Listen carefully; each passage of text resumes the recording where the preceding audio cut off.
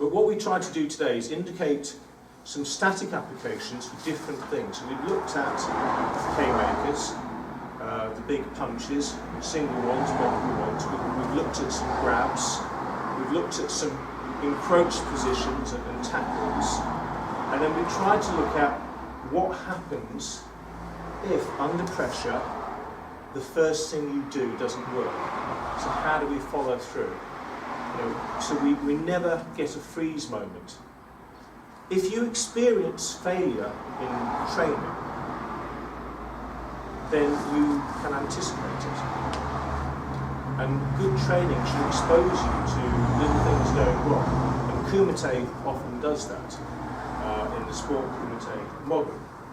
And in the applied karate model, in terms of the applied kata model, what you want is you want something to work, and then you also want to know, well, what happens if it fails?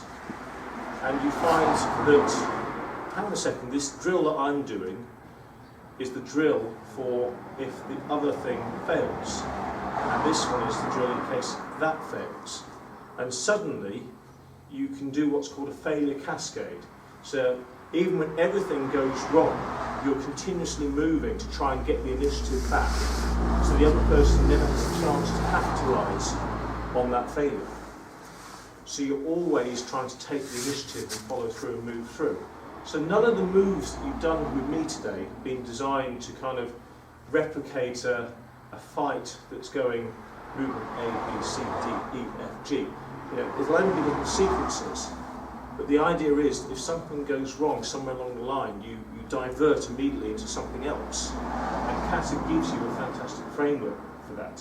And the Pinan kata in particular give you a great framework for moving and shifting.